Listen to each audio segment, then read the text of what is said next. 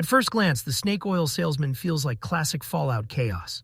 A fast-talking wasteland hustler, a walking punchline, the kind of character you expect to disappear after one bad deal. But Fallout Season 2, Episode 5, The Wrangler, quietly tells us something terrifying. This man was never just comic relief. Oh, good gracious! He's a key that unlocks Hank's endgame and possibly the future of the wasteland itself. Because when Hank chooses him, out of all people, that's not random. That's strategy. Why his return matters more than you think. The episode distracts us at first. We see displaced Philly survivors, Norm stepping deeper into his sister's path, even a bizarre, very Fallout-style cameo with Fisto. It all feels playful until Hank shows up, and suddenly the tone shifts. The Snake Oil Salesman isn't just back. He's captured, restrained, and plugged into the same mind control device that has already killed multiple Vault-Tec subjects. Only this time, something goes wrong. Or rather, something goes right. The first clue, his head doesn't explode. This is the moment you're supposed to laugh, then immediately feel uneasy. We've been trained to expect blood on the glass.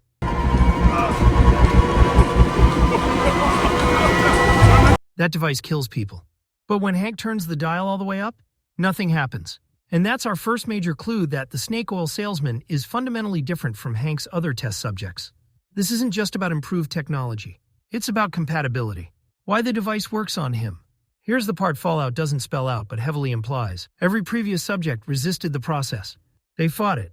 Their minds rejected the loss of identity. But the Snake Oil Salesman? He accepts it. He wants to forget. And that matters.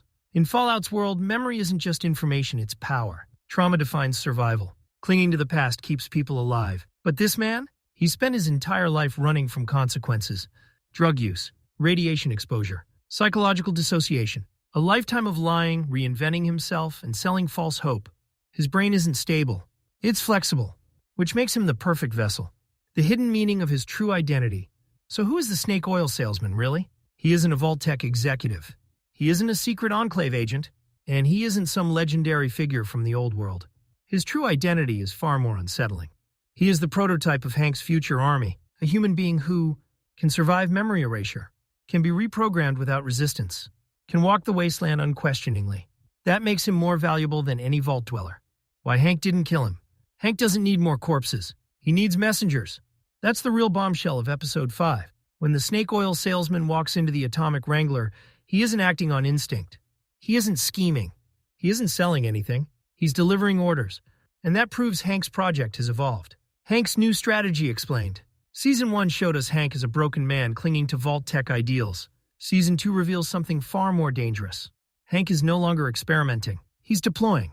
The Snake Oil Salesman is the first successful example of a controlled wastelander, someone Hank can send anywhere, say anything through, and discard without emotional cost. That's why Hank uses him to contact the ghoul. Not a radio. Not a recording. A living, breathing reminder that Hank controls life and death. The message that changes everything. The offer is simple and devastating. Hi. I was sent here by your father. Bring Lucy back to Vault 33, and Hank will spare Barb and Janie. This isn't blackmail. It's proof. Proof that Hank still controls cryosleep. Proof that he's planning something big. And proof that Lucy is no longer a person to him, she's a liability. The Snake Oil Salesman isn't just the messenger.